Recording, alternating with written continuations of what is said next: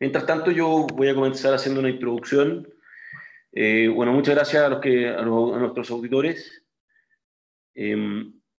Comentarles que la idea de hoy es hacer este webinar sobre la firma electrónica en Colombia, sobre los elementos esenciales de la firma, elementos legales, jurisprudenciales, técnicos, y al mismo tiempo hablar del marco normativo, ¿ya? Y este webinar lo presentamos junto con entre Webdocs y Protect Data. Presento primero a la copanelista hoy día, a Marcela Rojas, que se encuentra todavía ahí viendo algunos temas de audio.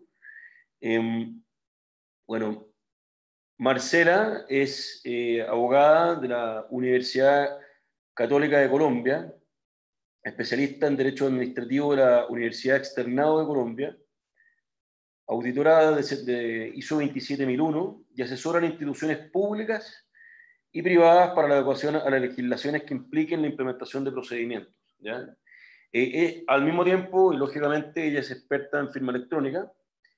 Y bueno, me presento, soy José Manuel Jiménez, fundador de Webdocs, empresa que se dedica al Contract Life Cycle Management, o automatización del ciclo de vida de contratos en grandes y medianas empresas en toda Latinoamérica. Y la idea es poder explicar, como les dije, cómo opera la firma electrónica en Colombia. Brevemente comentar que Webdocs se enfoca en automatizar el ciclo de vida de contratos, y dentro de ese foco está también la firma electrónica, cómo podemos automatizar el proceso de solicitud, creación, aprobación, firma electrónica, obviamente de manera válida en Colombia, y todo el proceso posterior a la firma. Y por otra parte, Protect Data ofrece una plataforma que permite hacer uso de firma electrónica certificada o firma digital en Colombia, mediante el uso de distintos tipos de certificados. Ya lo pude acomodar, creo que ya. Perfecto, ahí podemos escuchar ya a Marcela. Ya los escucho. Marcela, muchas gracias. Si quisiera hacer una breve mención a Protect Data para poder avanzar ya con el webinar. Perfecto. Bien, buenas tardes a todos. Me disculpo por la conexión, pero teníamos un problema técnico allí. Entonces vamos a entrar en materia. Nosotros pues somos Protect Data Colombia, es una compañía que lleva alrededor de 5 años en el mercado ofreciendo productos que tienen que ver con sistemas de gestión de protección de datos, seguridad de información, y en estos últimos años hemos trabajado de manera muy juiciosa las firmas electrónicas con los componentes técnicos y el componente jurídico que se exige bajo las normas colombianas y los estándares internacionales. Entonces, hemos abierto un mercado bastante importante. En Colombia nosotros hacemos parametrizaciones con una herramienta con la cual contamos, y siempre estamos hablándole a los empresarios colombianos del componente jurídico para la validez probatoria de esos documentos cuando son aportados en procesos judiciales. Entonces, Protect Data Colombia básicamente tiene un componente legal y un componente técnico en los servicios que presta, de la mano de un equipo técnico, y ahora con unas alianzas que estamos haciendo a nivel Latinoamérica, en este caso con Webdocs. Perfecto, muchas gracias Marcela, y comentar que justamente como lo dije en un inicio, la idea es que la herramienta de Webdocs de gestión del ciclo de vida de contratos se conecta con Protect Data para prestar una solución completa. Ya entrando en materia, voy a hablar brevemente de los temas que vamos a tratar hoy. Vamos a hablar de una definición genérica de firma, de los tipos de firma en el mundo virtual colombiano, el marco normativo, los principios que gobiernan la firma electrónica en Colombia, las características de esta firma, la conservación de la firma electrónica como mensaje de datos y casos de uso asociados a la firma electrónica. Para terminar con aspectos procesales y probatorios de cómo podemos explicarle a la audiencia que un documento electrónico firmado con firma electrónica o firma digital es válido, y ejemplos concretos de jurisprudencia en la materia. Así que voy a partir yo haciendo una muy breve referencia a lo que es una firma, ¿ya? Bueno, para recordar esta definición de la Real Academia Española, una firma es un rango, conjunto de rasgos que identifican a una persona y además de identificarla, es una forma de dar consentimiento a un documento, ¿ya? Y este concepto de firma, que comúnmente se conoce en el mundo no digital como una rúbrica que se dibuja, En el mundo digital son datos electrónicos que se incrustan en un documento, ¿ya? Y existen distintos niveles de seguridad, procesos involucrados, ¿no es cierto?, a la forma de dar consentimiento a un documento a través de datos electrónicos, es decir, firma electrónica. Entonces voy a darle la palabra a Marcela para que pueda contarnos qué tipos de firma existen en el mundo colombiano, o sea, en el mundo virtual colombiano. Bien, nosotros hemos hecho un análisis riguroso y un estudio normativo para identificar y clasificar las firmas en Colombia, básicamente por ese componente jurídico que es tan importante para que ese documento pues cuente con la validez jurídica necesaria para que sea oponible ante terceros, básicamente. Entonces, aquí nos vamos a encontrar con el artículo 7 de la ley 527, que trae la definición de las firmas digitales, y a partir de ese concepto de las firmas digitales es que vamos a hablar de las firmas electrónicas y las firmas electrónicas certificadas. Entonces vamos en la siguiente diapositiva a observar el concepto que trae la ley 527 sobre la firma digital. Entonces este concepto en el artículo 1, en el literal C de esta norma, pues dice que es el valor numérico que se adhiere a un mensaje de datos y que utilizado en un procedimiento matemático conocido vinculado a la clave del iniciador del mensaje de texto, permite determinar que este valor sea obtenido exclusivamente con la clave del iniciador y que el mensaje inicial no ha sido modificado después de efectuada esa transformación. Este criterio, digamos que en términos de un lenguaje más cercano, por decirlo así, a las personas, pues es una implementación técnica que aplica a algoritmos matemáticos. Es una especie de criptografía simétrica. Quienes son ingenieros pues entienden muy bien este concepto, acompañado de un certificado digital. Es decir, que a ese documento que se suscribe a través de una firma digital se le agrega un conjunto de caracteres para identificar al firmante y para certificar que el documento no ha sido modificado con respecto al original. Ese es el concepto en Colombia. Unos algoritmos matemáticos que se acompañan de un certificado digital. Eso sería la firma digital en Colombia en términos menos complejos al concepto que expresa la ley. En la siguiente diapositiva vamos a encontrar la definición legal de la firma electrónica, de acuerdo al decreto 2364. Lo que vamos a encontrar allí pues es un concepto también muy amplio de todos esos métodos que se pueden utilizar como contraseñas, datos biométricos o claves criptográficas privadas.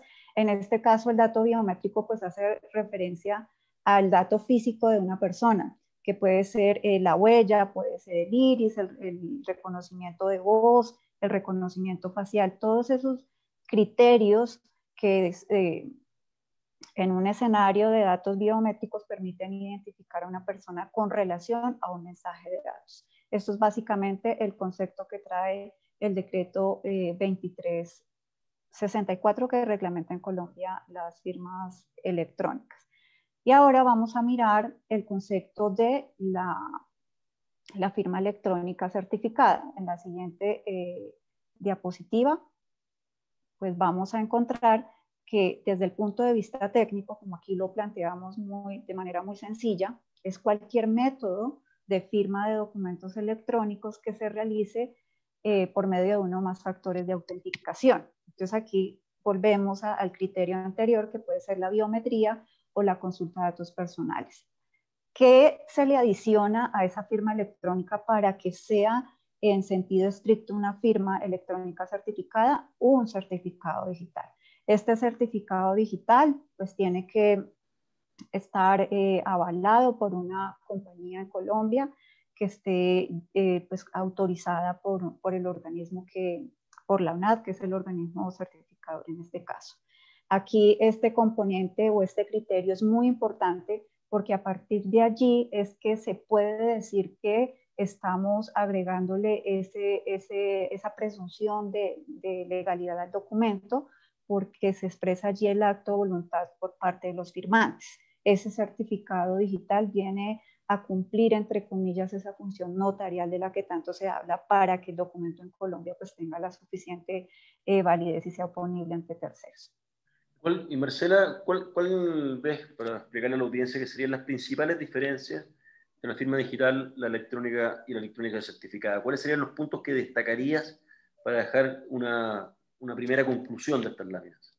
Bueno, en la firma digital, digamos que encontramos unos componentes técnicos y una regulación muy exacta que indica la ley 527, por ejemplo, que las firmas digitales tienen que estar acompañadas del certificado digital. Es obligatorio que esté acompañado para dar fe de ese acto de voluntad que se expresa en esos documentos.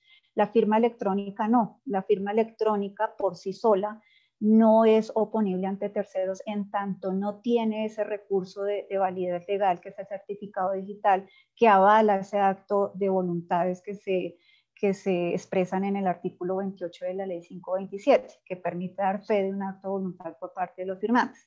Por ello, el concepto de la firma electrónica certificada siempre tiene que estar acompañado de este certificado digital. Esa es básicamente como la diferencia en términos prácticos. Si uno se vaya de fondo, pues puede encontrar más, pero para la práctica es esa. Perfecto. Y bueno, aquí... Perdón, dale. No, adelante, tranquilo.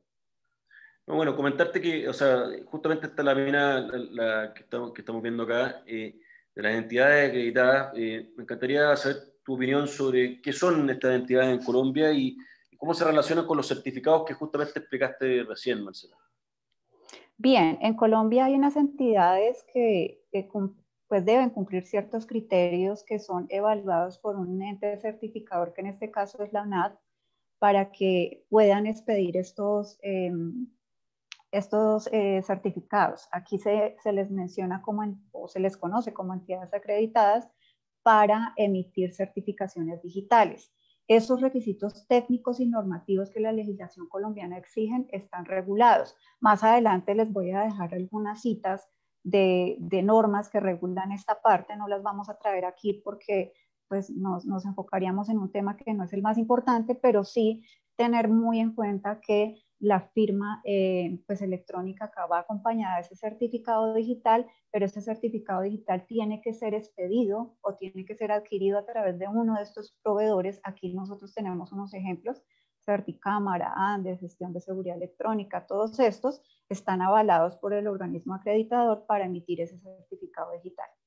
Perfecto. Y ahí, Marcela, un poco le podrías contar también a la audiencia cómo opera Protect Data, porque Protect Data es una plataforma que permite firmar en todos los tipos de firma que explicamos en un inicio, firmas electrónicas, electrónicas certificadas o firmas digitales, se conecta, o sea, se complementa con este tipo de certificados para poder ofrecer distintos tipos de firmas electrónicas. ¿Cómo opera en ese caso Protect? Así es.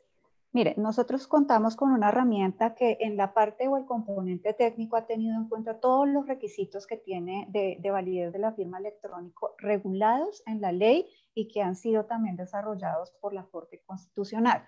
Entonces aquí nos vamos a encontrar con estas empresas y nosotros a todas el procesamiento de información o a las firmas electrónicas a través de nuestra plataforma le estamos adicionando los certificados. Hemos trabajado con Certicámaras y Andes, que son muy conocidas acá en Colombia.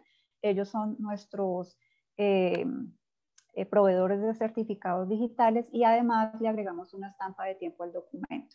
Entonces, ya hablando de componentes técnicos que se requieren, por ejemplo, para el no repudio en el documento porque el no repudio pues está muy acompañado con el criterio el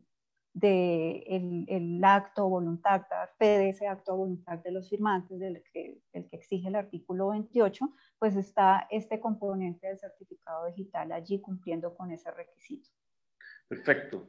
Muy claro y bueno, seguimos avanzando ahora con el marco normativo. También contarle a la audiencia que esta presentación va a ser compartida, ya tanto la presentación como el video de este webinar. Así que vamos a tocar brevemente cuál es el marco normativo y, como les digo, ustedes podrán también profundizar en el texto de cada lámina cuando se les comparta la presentación. Marcela, ¿qué te gustaría explicar específicamente sobre el marco normativo? Bueno, aquí en Colombia hay dos grandes referentes normativos y el principal pues es la ley 527, por medio de la cual pues se define y reglamenta el acceso y uso de los mensajes de datos. Aquí vamos a hablar nosotros, cuando hablamos nosotros de una firma electrónica, estamos frente a un mensaje de datos. Y todos los criterios normativos en Colombia pues están encaminados a que ese mensaje de datos cumpla con ciertos requisitos. Y la firma electrónica los debe cumplir porque es un mensaje de datos. En algunos casos, dependiendo de la firma que yo esté utilizando, pues puedo hablar de un documento electrónico. Entonces puedo mirarlo desde esos dos puntos de vista para aportarlo eventualmente en un proceso judicial. Entonces, aquí en Colombia hablamos de cuáles serían los mensajes de datos del comercio electrónico, de las firmas digitales y los criterios de certificación y demás disposiciones en torno a la ley.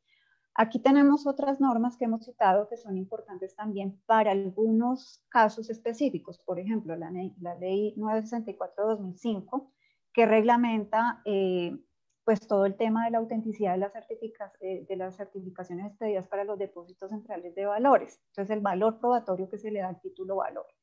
En la 1564, pues estamos hablando de, en el artículo 105 de esta norma, básicamente del uso de tecnologías de la información y las comunicaciones, y sobre todo para los funcionarios y empleados judiciales para que puedan pues, utilizar este tipo de tecnología y que no tengan ningún tipo de afectación. En las comunicaciones también se pueden utilizar las firmas digitales, electrónicas o electrónicas certificadas, dependiendo del escenario en el que nos encontremos.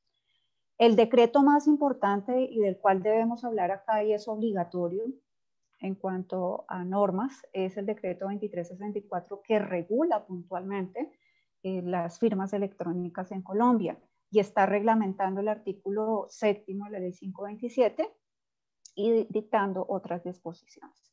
Vamos a hablar del decreto 3960 también, que son normas aplicables a los depósitos centralizados de valores. Aquí, ¿por qué le damos un poquito de importancia al tema de título valor?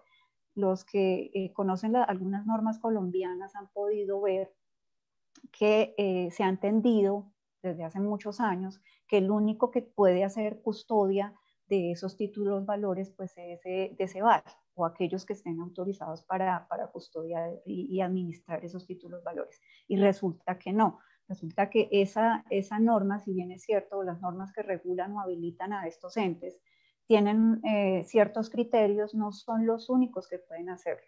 Aquí la ley 527 avala a otros entes o a entidades que cumplan con esta reglamentación para que también puedan hacer ese tipo de actividad, la custodia y administración.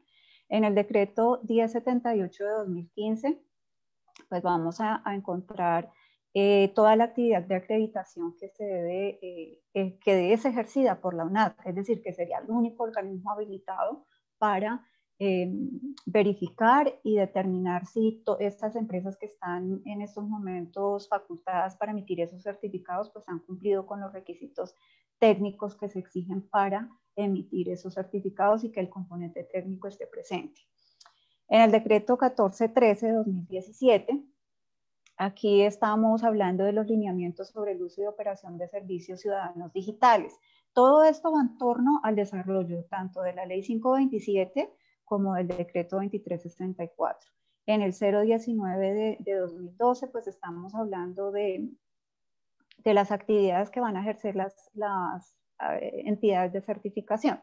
O sea, de esas que estábamos hablando que nos pueden entregar o suministrar el certificado digital para acompañar nuestras firmas electrónicas o las digitales. También hablamos del decreto 1349, donde aquí sobre el título valor indica que no es necesaria la inscripción es decir, que ese registro en torno a la factura como tal, la factura electrónica, dice que se puede adelantar siempre y cuando se cumplan con los requisitos técnicos que exige la 527. En el decreto 2242, esto es un decreto del Ministerio de Hacienda y de Comercio, Industria y Turismo. Acá hablamos de la interoperabilidad de la factura electrónica, que también tiene un componente con firma electrónica, es decir, para que en Colombia la factura electrónica cumpla con los requisitos que se exigen en la regulación especial, debe estar acompañado de unos componentes de firma electrónica. Entonces aquí entra también un componente específico para esta parte.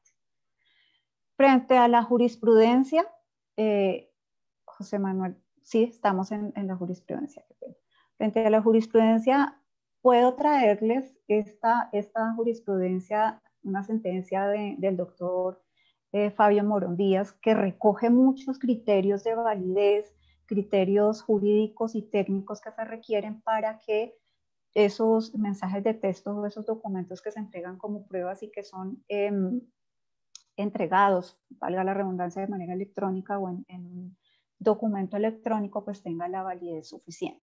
Entonces aquí en esta sentencia se habla del principio de equivalencia funcional, que más adelante lo vamos a desarrollar ampliamente, básicamente indicando la presunción de autenticidad del documento electrónico cuando ha sido firmado digitalmente, o en este caso con firma electrónica, siempre y cuando se demuestre que el suscriptor tenía la intención de acreditarlo y de ser vinculado a su contenido. Este criterio está planteado en el artículo 28 de la Ley 527, que en ella se incorporen estos atributos, es decir, que haya una persona, que la persona que lo firma sea única, es decir, que no esté compartido. Tiene que demostrarse que la persona que lo usa es única y que está bajo su control exclusivo. La firma debe estar bajo el control exclusivo de esa persona. Que fuese susceptible de ser verificada. Esa firma, es decir, aquí cuando nosotros vamos a aportar un documento en un proceso judicial, pues debemos construir una evidencia digital. Entonces aquí vamos a ver, o más adelante en una charla, cuál es ese componente que se puede verificar en la firma electrónica y cómo se construye la evidencia digital. Y que esté ligado al mensaje de tal manera que si es cambiado, quede invalidado y estar conforme a las reglamentaciones adoptadas por el gobierno nacional.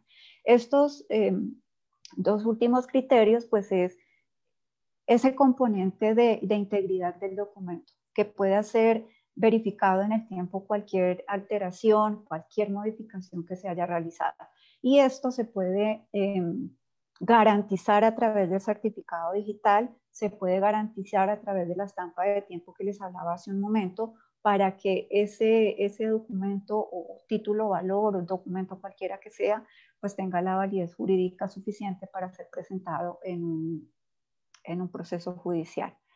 ¿Qué ha dicho la Corte en este sentido? Que el documento debe gozar de autenticidad, que se cumpla el principio de confidencialidad, que se cumpla el principio de integridad y que se cumpla el principio de no repudio.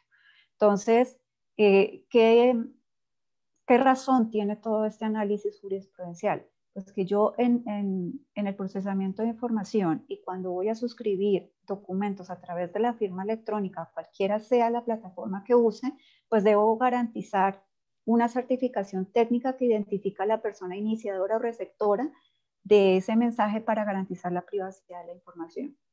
Y con ello, pues estamos cumpliendo con el principio de autenticidad. Frente a la confidencialidad, analiza, en este caso el doctor Morón, que connota aquellos requisitos técnicos mínimos necesarios para garantizar la privacidad de la información. Entonces, eso es un componente más estandarizado para que podamos pues, demostrar en un proceso judicial. Frente a la integridad, ya les había hablado, pues es que ese documento se conserve como nació y que no vaya a ser alterado y que si eventualmente ocurre, pues se pueda demostrar. Y el no repudio, pues es que todo ese procedimiento técnico garantice que el iniciador de un mensaje de texto no pueda desconocer el envío de determinada información. Es decir, que no tenga manera de decir yo no fui el que suscribí el documento. Eso es muy importante en este punto.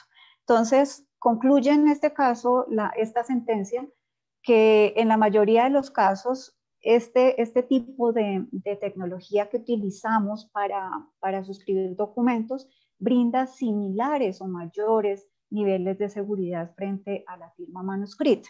Entonces, el grado de confiabilidad y rapidez, por ejemplo, con relación a la identificación y el origen del contenido de los datos. Eso también es muy importante porque las herramientas o nuestra herramienta en sentido estricto está garantizando que vamos a identificar a esa persona que está suscribiendo el documento a partir de unos datos personales que le estamos exigiendo para la firma del documento. Entonces yo puedo pedir la dirección, el teléfono, un correo electrónico, puedo enviar una OTP, puedo también utilizar la imagen, puedo utilizar una huella, y todos esos componentes de firma electrónica con datos biométricos, y datos personales son los que me van a llevar a identificar a ese firmante. Perfecto, Marcela. Y bueno, comentar que de todas maneras la explicación jurisprudencial que acabas de hacer va muy de la mano con los conceptos que también se tratan en las normas anteriores. Comentar que también al final de la presentación vamos a hablar de jurisprudencia abocada a la aceptación o la validez, o sea, o aceptaciones concretas de documentos en juicio también, ya que eso también es importante para quienes utilicen webdocs con Protect Data, o sea, poder asegurarse de que el documento va a ser aceptado en juicio. O sea, todos estos conceptos contribuyen a eso, y la jurisprudencia que vamos a mostrar al final también muestra otros casos concretos, ¿ya? Y sigamos avanzando en la última etapa de esta sección del marco normativo. Marcela, ¿qué te gustaría comentar sobre esta superintendencia y ministerio y las normas Bien, asociadas? básicamente frente a la superintendencia y los ministerios que se tiene, que todos han desarrollado los mismos fundamentos de ley que ha desarrollado la Corte en las distintas sentencias. Si alguno de ustedes quiere las sentencias completas, nosotros se las podemos suministrar, nos escriben y nosotros les enviamos los documentos completos. Y siempre la conclusión es la misma, que se cumplan los requisitos que plantea la 527, que se cumplan con esos criterios de la firma electrónica, y en este caso, si se utiliza la firma electrónica certificada, pues le vamos a brindar mayores garantías a ese documento. Entonces, frente a la superintendencia financiera, están muy enfocados en lo que tiene que ver con el título valor. En la superintendencia de Industria y Comercio algo se habla de esta parte. El Ministerio de Salud pues habla también de lo que tiene que ver con la historia clínica y poder procesar esos datos o poder generar las autorizaciones en torno a la historia clínica a través de las firmas electrónicas. Es decir, que todos estos conceptos están enfocados a avalar las firmas electrónicas y las firmas digitales para suscribir documentos o para procesar datos a través de documentos electrónicos, bien sea mensaje de datos, documento electrónico, como le quieran llamar. Perfecto. Muy claro. Bueno, sigamos avanzando. ¿Cuáles serían los principios que te gustaría tratar brevemente, Marcela, sobre la firma electrónica en Colombia, y por qué son importantes? Yo aprovecho de agregar una pequeña introducción. Desde Webdocs hemos hecho varios webinars sobre firma electrónica en Latinoamérica, y en general una cosa que me gustaría comentar es que las normas de firma electrónica de Latinoamérica en general se basan en la ley modelo de la ONU de firma electrónica. Y muchos de los principios que hay en legislaciones como la colombiana, de firma electrónica, como la chilena, la mexicana, la peruana, entre otras, reúnen principios de firma electrónica transversales, ¿ya? Y bueno, parte de los principios que va a comentar ahora Marcela son también bastante universales. Así que bueno, Marcela, me gustaría escucharte a ti sobre la aplicación de estos principios en la legislación colombiana. Bien, en términos de regulación, nosotros vamos a encontrar dos grandes principios, que son el principio de neutralidad tecnológica y el principio de equivalencia funcional.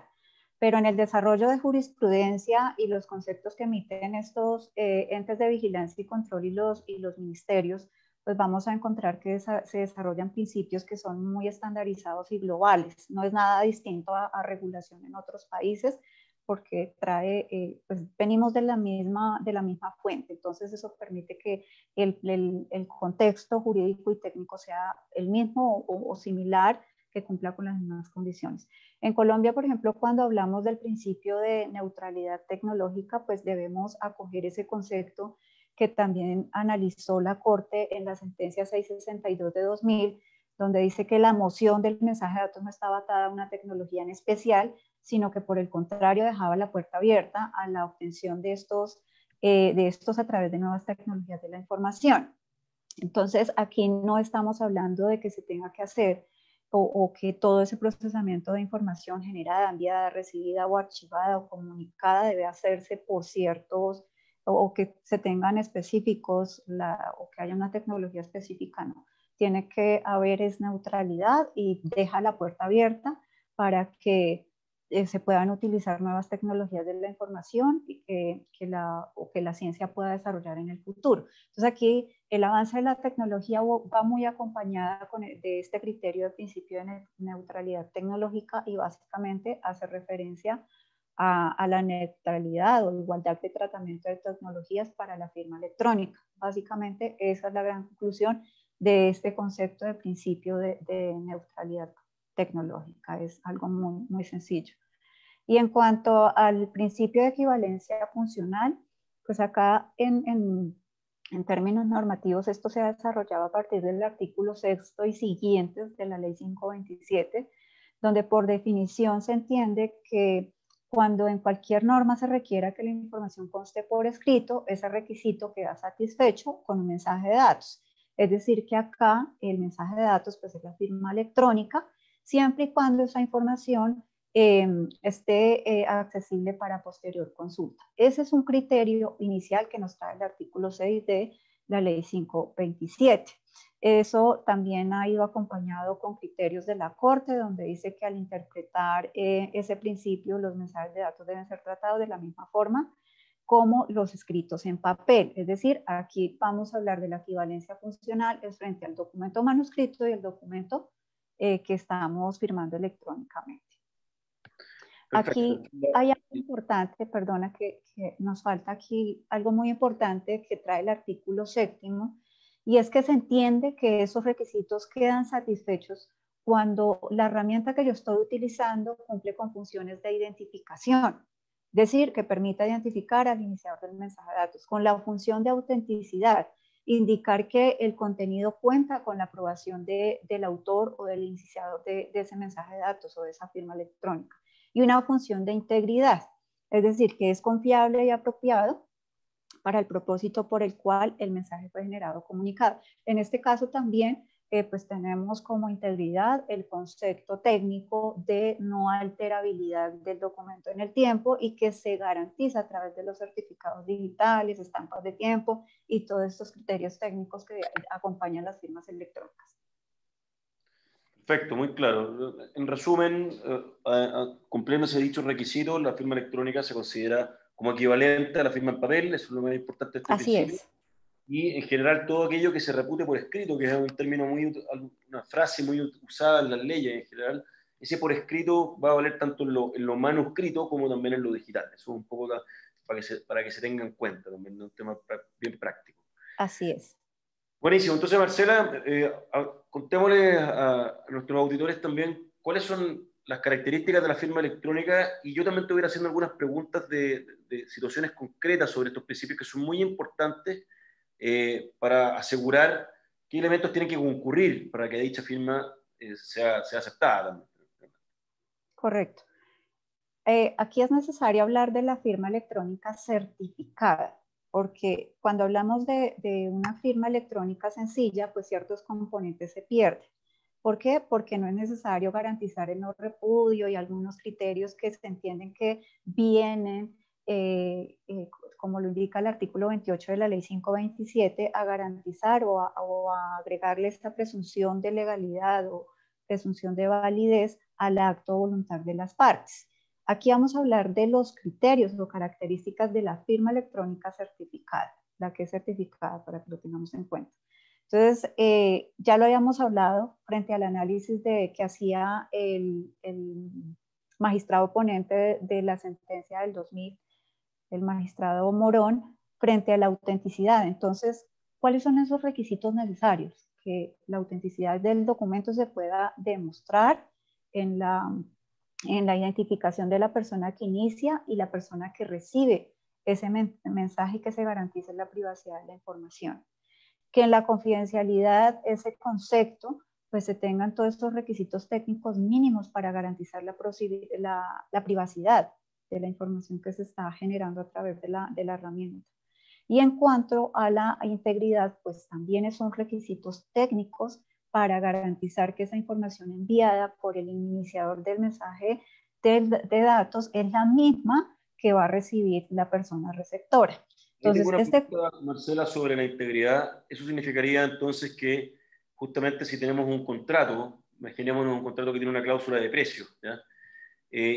y justamente fue firmado con firma electrónica, y imagínate que una de las partes quisiera modificar la cláusula de precio, que ya fue firmado, para intentar generar fraude y eventualmente decir que la relación contractual fue en base a otro precio. ¿Qué pasa si yo adultero el documento y trato de modificar un documento ya firmado electrónicamente? Bueno, inicialmente uno de los requisitos técnicos es el formato del documento. Esos formatos de documentos son muy difíciles de modificar, por lo menos el que manejamos a través de nuestra herramienta es muy complejo, tiene que ser una persona muy experta para que lo pueda modificar. Y cualquier modificación de esta naturaleza se puede evidenciar y quién lo hace. Entonces, no es tan sencillo, es casi imposible que se puedan presentar ese tipo de situaciones. Yo diría que imposible. Lógico, y eso también complementémoslo en que justamente cuando se hace esa edición hay sellos de datos electrónicos que Así desaparecen. es. Por lo tanto, existen muchas vías para demostrar que ese documento fue adulterado. No así en el caso de una mala práctica que se ve mucho en Latinoamérica, donde se usa el dibujo de la firma justamente, que se pega en el documento como una especie de firma electrónica que no sirve para nada, justamente, y que es totalmente, y que de todas formas admite fraude. Una firma electrónica como las que explica Marcela, obviamente permite la comprobación del fraude o de la adulteración del documento. Así es, en la construcción de la evidencia digital se pueden evidenciar todas esas alteraciones o intentos, porque como les digo, es una herramienta con una tecnología, una estructura técnica muy segura que casi imposibilita que alguien pueda hacer algún tipo de labor o así como tan fraudulenta de modificar campos, salvo que esté habilitado. Pero si está habilitado es porque las partes lo acuerdan, hacer una modificación al contrato y también se vería reflejada. Pero esa adulteración, que es una maniobra fraudulenta, queda evidenciada en ese histórico que deja la herramienta. Perfecto. Perfecto, entonces podemos seguir avanzando. Si quisieras hablar de algún otro concepto Sí, frente al no repudio, porque en Colombia yo creo que una de las mayores preocupaciones de las áreas legales es si el documento va a ser oponible ante terceros o si alguien va a poder negar la existencia o que lo suscribió o el contenido o cualquier tipo de situación frente al documento que está firmado.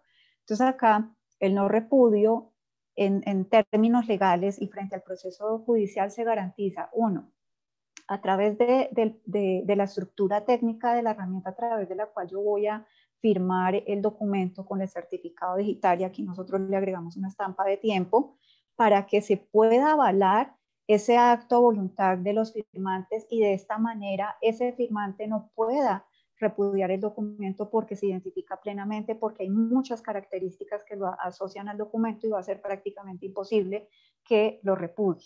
Acá el término repudiar es negar un documento, o sea, no va a poder negar. Y ahí, Marcela, te tengo una pregunta, de que también la vamos a profundizar en algunas láminas más adelante, pero ¿cómo opera la carga de la prueba en base a un documento firmado con firma electrónica? Justamente, ese no repudio opera justamente cuando un documento se firma con firma digital y no con firma electrónica. Explícanos un poco cómo opera ese tema de la carga de la prueba. Probatoriamente, yo presento mi caso y construyo mi evidencia digital, la entrego al juez y la contraparte que va a repudiar debe demostrar, ahí se invierte la carga de la prueba, tiene que demostrar que efectivamente no es, pero aquí en este caso no lo va a poder hacer porque la evidencia digital que se construye es muy sólida, tiene unos componentes que asocian en muchos aspectos a ese firmante y va a evitar precisamente que se pueda negar un documento o que el juez tenga alguna interpretación o alguna alternativa de cambiar una decisión porque no está específico o porque no se puede identificar a esa persona. O sea que acá el repudio, es decir, esta herramienta se construyó eh, con la finalidad en términos últimos para que esa persona que firma el documento no lo repudie, no tenga ninguna alternativa frente a un proceso judicial. Perfecto. Bueno, ahora pasemos, Marcelo, al tema a la conservación de la firma electrónica como mensaje de datos. Una Sí, particularidad de la ley colombiana, ¿no? Este concepto tiene una distinta aplicación en México, en Perú, en Chile, gustaría escucharte cómo opera en Colombia. La conservación acá puede verse también como un principio. ¿Por qué razón? Porque aquí tenemos unos criterios que ha generado el Archivo General de la Nación frente a la conservación de los documentos electrónicos, y acá siempre se ha hablado, por ejemplo, de que esa información sea accesible para posterior consulta. Es decir, que yo guardo el documento que suscribí, lo puedo consultar en cualquier tiempo o lo puedo aportar como prueba en cualquier tiempo. La herramienta tiene que servir para que se custodie ese documento y se le permita al cliente o a la persona que está procesando sus firmas a través de ellos guardarlo en un repositorio donde la administración de ese contenido, de ese documento, pues sea fácil, que lo pueda consultar en cualquier momento, y se tiene que garantizar en torno a la conservación de la firma electrónica como un mensaje de datos. También que el formato no se pierda en su originalidad, es decir, que se conserve en el que se ha generado, enviado y recibido. No puede haber un cambio en ese ciclo.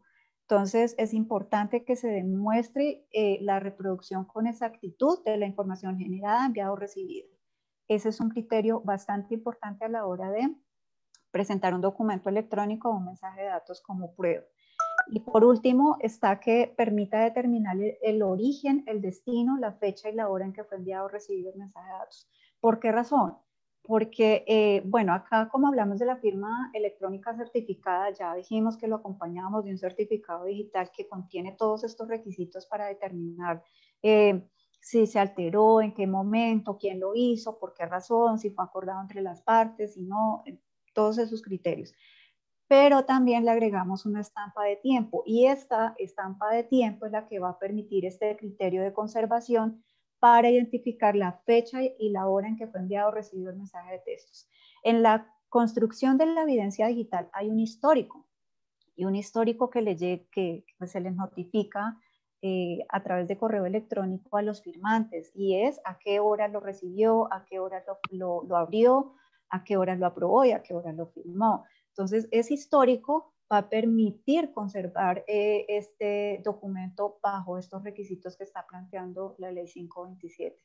Es decir que en este caso nosotros vamos a tener en cuenta esas características que brindan seguridad y confiabilidad a todos los intervinientes en el proceso de la firma del documento electrónico.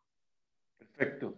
Bueno, un comentario antes de seguir avanzando. Para todos los que han hecho preguntas, las vamos a responder al final de la presentación. Quedan algunas láminas y iremos una a una profundizando, ¿ya?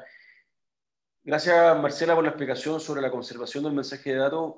Ahora, la idea es comentarle a la audiencia cuáles son los casos de uso asociados a la firma electrónica en la legislación colombiana. La, la idea de esta lámina y la siguiente es demostrarles que en Colombia contratos civiles, comerciales, laborales y de todo tipo en general pueden ser firmados con firma electrónica o con firma digital. O sea, queremos específicamente resolver la incógnita de que la firma electrónica que provee Protect Data en la integración con WebDocs, en el flujo contractual, permite firmar una infinidad de documentos y están permitidos por ley. Entonces, te doy la palabra nuevamente, Marcela, para que nos expliques qué debe concurrir en esas firmas, cuestiones que ocurren en Protect Data y que facilitan la firma de todo tipo de contratos. Bien, aquí en Colombia, como tú lo indicabas, no hay una regulación que prohíba en ningún tipo de documentos que se suscriban a partir de estas tecnologías, sino que está regulando cómo lo tiene que hacer para que sea aportado como prueba, para que tenga la suficiente validez probatoria.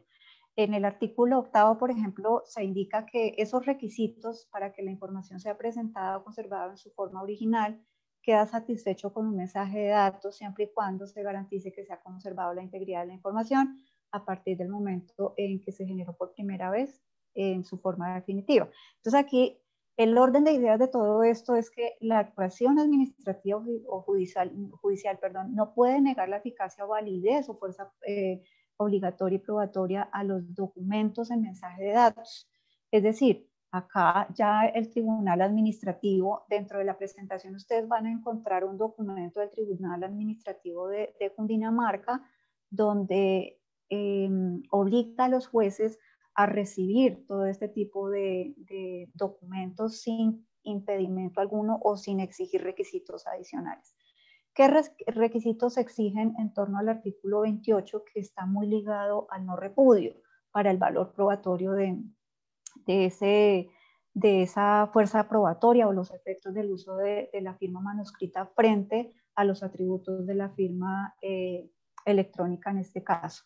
Aquí los requisitos del artículo 28 son taxativos y están mencionados aquí en la diapositiva: que sea la única la persona quien lo usa, susceptible de ser verificado, que esté bajo control exclusivo del firmante, que esté ligado a un mensaje de datos, para garantizar que si garantizar que si hay alteraciones en el tiempo, pues se pueda verificar, y que esté conforme a las reglas que has pedido Colombia frente a la firma digital o electrónica. Aquí vamos a hablar de la firma electrónica. Perfecto. Estamos muy claros, y bueno, y comentar que lo que acaba de explicar Marcela aplica para una infinidad de casos, como les decía, tanto para documentos de origen de tipo corporativo, constituciones de sociedad, modificaciones societarias, actas de directorio, de accionistas, mandatos de distinta clase. Bueno, acá pueden ver, esto va a ser compartido con ustedes, como les decía, la presentación va a ser compartida tanto en su grabación como en la presentación, y obviamente cuál es el fundamento legal de que todos estos tipos de contratos puedan ser firmados con firma electrónica o digital. ¿Ya? Aquí pueden ver que todo tipo de contratos con clientes, proveedores, contratos de servicio, confidencialidad, suministro, todos pueden ser firmados con firma electrónica o firma digital.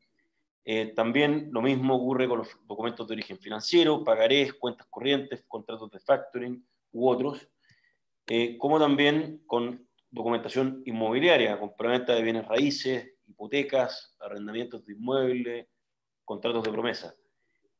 También lo mismo ocurre en el tema laboral, o sea, seguramente algunos se preguntarán qué pasa con los contratos de trabajo o contratos laborales. También tanto la firma digital como la firma electrónica, explicadas por Marcela, pueden utilizarse en este segmento, y al mismo tiempo comentar que tanto los contratos con organismos de la administración del Estado también pueden ser perfectamente firmables con firma digital. ¿Ya? No sé si, Marcela, quisieras hacer algún comentario en base al uso de firma electrónica y firma digital en todos estos contratos. Sí, bueno, aquí lo único que nosotros debemos tener en cuenta son las bases de la validez de ese documento y la presunción de autenticidad en términos probatorios, que sería el artículo 10 y el artículo 11 de la ley 527, que establecen básicamente que esos mensajes de datos tienen que ser admisibles como medios de prueba. Y también en el artículo 12, el criterio para valorarlo probatoriamente. En torno a ello, pues lo único que debemos tener en cuenta son la autenticidad del documento de acuerdo al artículo 244 del Código General de Proceso, porque acá el componente técnico pues va acompañado también de las normas, y es única y exclusivamente el requisito esencial que se tiene que cumplir para esos documentos que se suscriben a través de una u otra firma.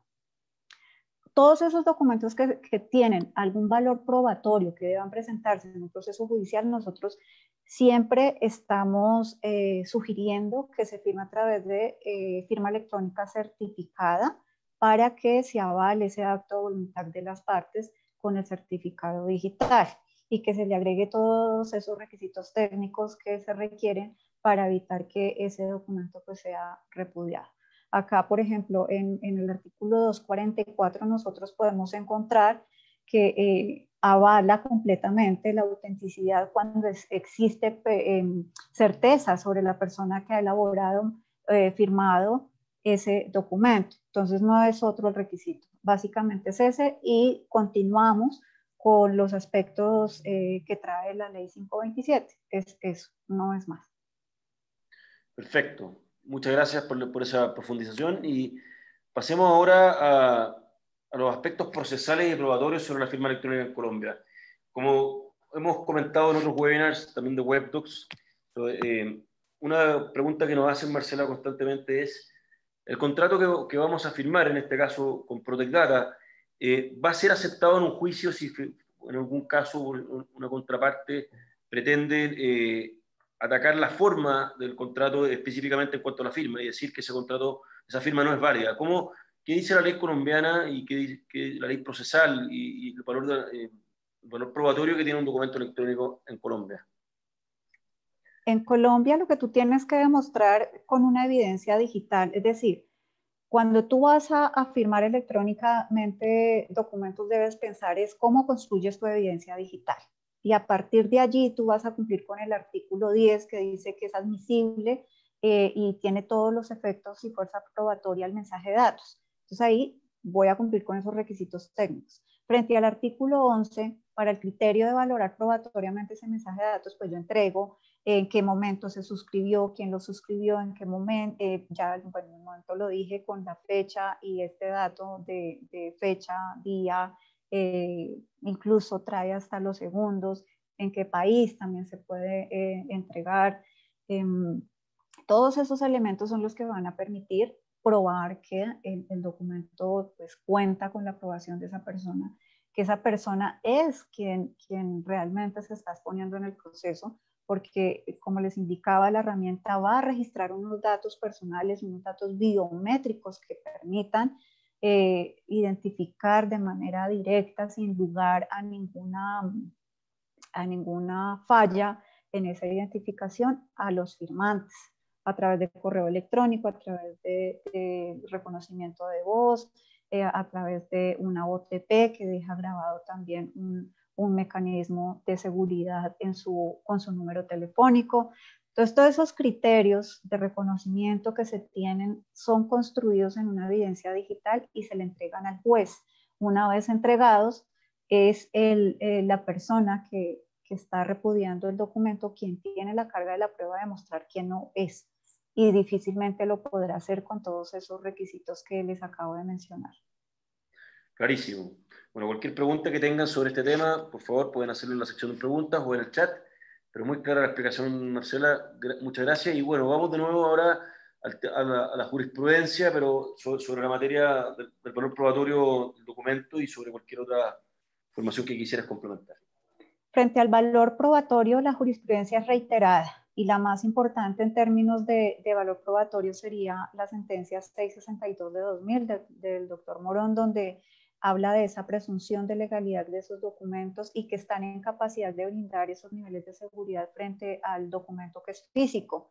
Entonces, el criterio que se tiene pues es técnico y que están descritos en la ley. Siempre y cuando yo firme mis documentos cumpliendo con esos requisitos, pues van a tener la suficiente validez probatoria ante un proceso judicial. Perfecto. Y tenemos también todas estas sentencias. No sé si quisiera hacer alguna mención específica, Marcela. Bueno, a manera de conclusión, puede ser en la sentencia del doctor Fabio Morón, donde habla del equivalente funcional, donde está indicando que ese reconocimiento jurídico de la validez plena y el valor probatorio de los mensajes de datos, perdón, el correo electrónico, la firma digital y todo este componente de las entidades de certificación y la emisión de esos certificados para la autenticidad de los mensajes de datos en las firmas digitales, pues son componentes suficientes para que estén en capacidad estos documentos electrónicos de brindar los mismos niveles de seguridad que tienen las firmas manuscritas y la misma confiabilidad. Y pues él va más allá y dice que rapidez, especialmente en la identificación del origen de ese documento y el contenido. Frente a la sentencia del doctor Álvaro Tafur, que es una sentencia un año después, la sentencia C831, es importante tener en cuenta que él habla de ese componente que cuando se requiere un documento aportado por escrito o que tenga que ser aportado que alguna norma lo exija que sea por escrito, queda satisfecho con un mensaje de datos y tendrá los mismos efectos si está enmarcado o contiene los requisitos que expresa la ley 527, que no puede haber otras regulaciones o disposiciones que indiquen lo contrario. Perfecto. En el expediente, a ver, este de la Corte Suprema de Justicia, si ustedes miran todo este componente, básicamente es lo mismo, está hablando de lo mismo, que tienen, que todos estos documentos que se suscriben a través de tecnología con firma digital o firmas electrónicas, pues si observa en las exigencias normativas pues derivadas de la ley 527, pues tienen la capacidad de ser reconocidas y tienen el suficiente valor probatorio en cualquier proceso. Aquí hablan en todas del valor probatorio sujeto a requisitos de la ley 527, básicamente el 10 y el 11, el artículo 10 y el 11 de la ley 527.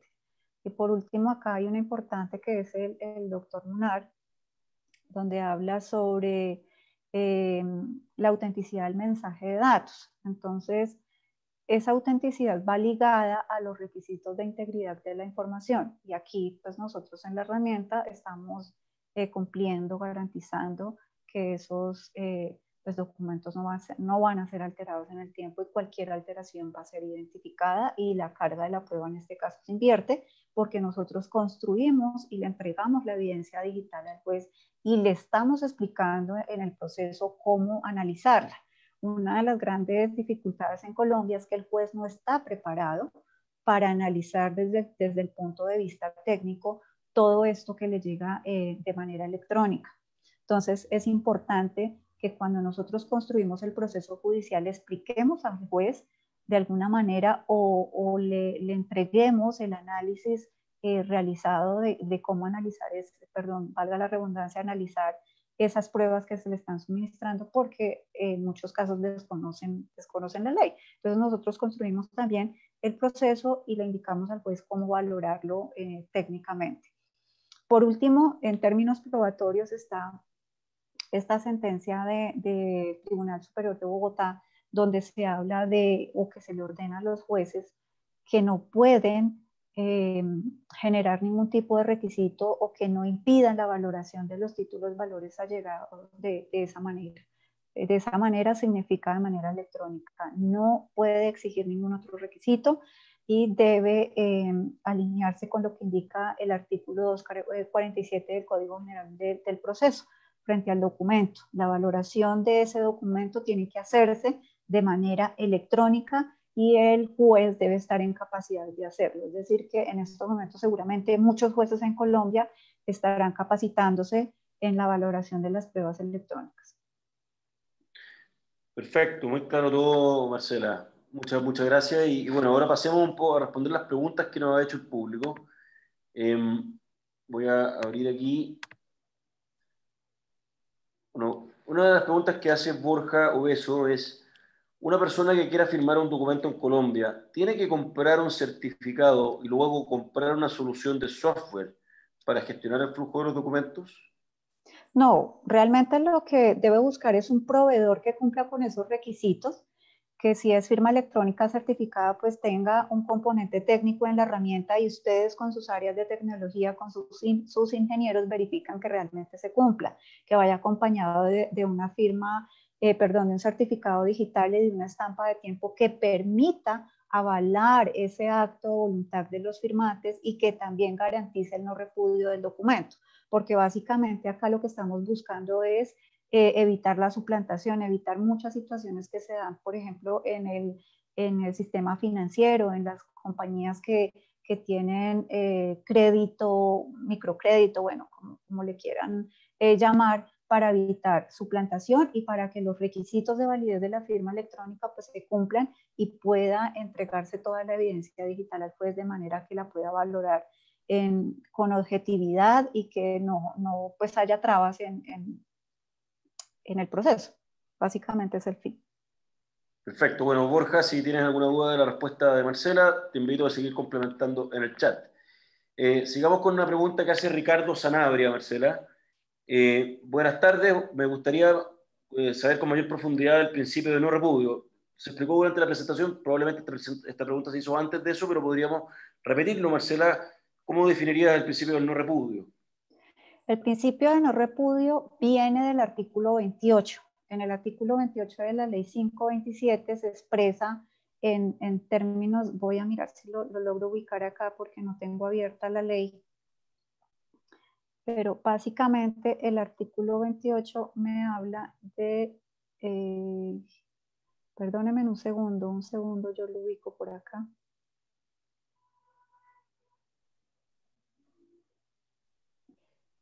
Bueno, para que no tengamos una lectura literal de la ley y para que sea más claro para ustedes, lo voy a decir en mis palabras. Es que en el momento que se está suscribiendo el documento se puede identificar al iniciador de ese mensaje, que la persona que lo recibió también se identifique, mejor dicho, que las personas que intervienen en ese proceso puedan ser identificadas. ¿A través de qué? De esos datos que se están registrando en el momento de la firma. Entonces, para poder firmar, yo tengo que registrar un correo electrónico, tengo que registrar un teléfono, tengo que registrar los datos que me soliciten. Y a través de esos datos es que yo no voy a dejar ninguna posibilidad de que ese tercero, esa persona que me está firmando, pueda decir yo no soy. Ese es el principio de no repudio, de no poder negar la suscripción de un documento, negar el contenido, porque también se tiene que garantizar que se cuenta con la aprobación de ese firmante. Entonces, una vez te llega a ti un correo electrónico notificando que debes suscribir un documento, pues tú lo abres, lo revisas y si estás de acuerdo, lo firmas. Si no estás de acuerdo, no lo firmas, llamas a tu contraparte y presentas tus observaciones. Pero una vez lo firmas, queda registrado el momento en el cual lo haces, a través de qué criterios. En este caso es una llamada telefónica donde llega un token, que es una OTP, y a través de ese token, que es único para esa transacción, pues tú das tu consentimiento y los atributos técnicos de ese consentimiento quedan registrados en la plataforma, en la herramienta, y de allí se derivan unos documentos, unas evidencias digitales que se le presentan al juez del momento en que se firma, perdón, desde el momento en que se envía, cuando aprueba, cuando firma y las fechas. Allí también queda esto en un certificado digital y las estampas de tiempo que no se pueden modificar. Esas estampas, esos certificados digitales que acompañan estos documentos no se pueden modificar y esas alteraciones son evidentes cuando uno verifica esa evidencia digital que arroja la herramienta en cada etapa del proceso de firmado del documento. Clarísimo. Otra, mismo Ricardo también profundiza en la pregunta, Marcela, y agrega, en el proceso de construcción de evidencia digital, ¿cómo poder asegurarse que a través de un correo electrónico una persona no pueda repudiar el documento firmado, aduciendo que varias personas tienen la clave de su correo? Ejemplo, su esposo, esposa, hermanos, hijos, etcétera, y que cualquiera de ellos pudieron firmar el documento. En este caso, recuerda que nosotros en la herramienta, lo que tú tienes que verificar es técnicamente cómo funciona la herramienta. Y de allí tú vas a tener unos criterios que el juez pues no va a poder evaluar de manera contraria a lo que se presenta. ¿En qué sentido? En que si yo le estoy diciendo, señor juez, esta es la evidencia digital que se construyó de este documento y resulta que el señor Pablito firmó el documento tal día, aquí está la llamada que se hizo a su número telefónico, aquí está el token que se le remitió, el número que él vocalizó para la suscripción del documento, pues no hay manera de que ese señor Pablito diga que no es su teléfono, que no es su voz y que además no hay un token registrado. Y allí entra en el proceso judicial pues el operador de la llamada, donde se hace una valoración de la grabación de esa voz que queda en el documento. Entonces yo no puedo decir que fue mi esposa, que fue mi esposo, fue mi hijo, fue un hermano, porque hay unos mecanismos de identificación biométrica de esa persona que está firmando el documento. Entonces, eso garantiza el no repudio de ese documento. La estructura técnica de la herramienta a través de la cual tú estás firmando ese documento. Si te llega correo electrónico, esa evidencia digital queda procesada en la herramienta. Entonces, no puedes decir, no, es que en mi correo, miren, aquí puede acceder cualquiera, pero es que no lo estamos haciendo desde el correo. Lo estamos haciendo a través de unos mecanismos de autenticación de una persona que permiten identificarlo en cualquier tiempo, porque vamos a guardar también con un hash la grabación de esa llamada con la voz del firmante. Y la voz del firmante pues es un dato biométrico que también puede ser verificado y puede ser comprobable la identidad de una persona a través de ese mecanismo. No solo es la huella digital, es la voz. Entonces es importante que miremos también los mecanismos de identificación de los firmantes. Clarísimo. Y la última pregunta, porque ya estamos en la hora, Marcela, y muchas gracias Bien. por todas las explicaciones. La pregunta de Juliana Rodas. ¿Deben todas las partes firmar el contrato de manera electrónica o digital o puede ser mixto? Miren, a través de esta charla yo les indicaba que en el procesamiento de información, pues los firmantes, se debe garantizar que no haya sido alterado el documento, que el formato continúe, que no se modifiquen esos parámetros a través de los cuales inicia el mensaje de datos. Entonces, no puede ser mixto. Para que ese documento sea válido y las transacciones se garanticen, todos los firmantes deben hacerlo a través del mismo método y ese método debe ser acordado entre las partes. Para ello se usa un documento que acá en Colombia se le denomina el acuerdo de comunicaciones o el acuerdo de firma electrónica. Allí esto es una obligación legal. Sin ese acuerdo la firma tampoco es válida.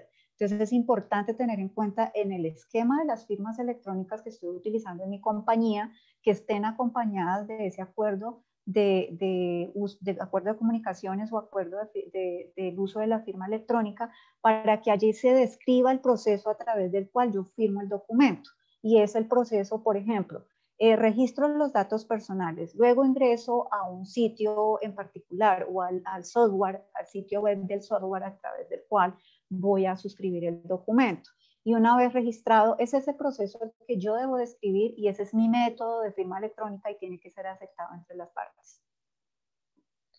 Perfecto, muy, muy claro. De nuevo, Marcela, te agradezco mucho todas las explicaciones y gracias también a todos los auditores. Creo que fue una muy, muy buena charla, una muy buena presentación. Y bueno, nuevamente les agradecemos, comentarles que esto es un primer webinar que hacemos junto a Protect Data, que justamente busca precisar todas las dudas e incógnitas que hay en la legislación colombiana sobre la firma electrónica.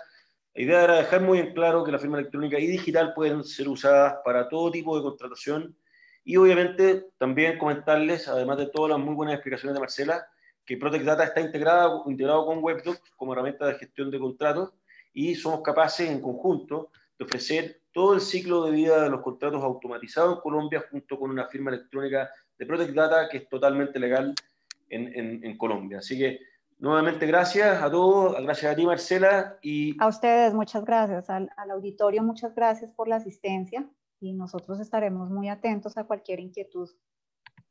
Perfecto, que les vaya muy bien. Adiós. Feliz día, hasta luego. Igualmente, adiós. Chao.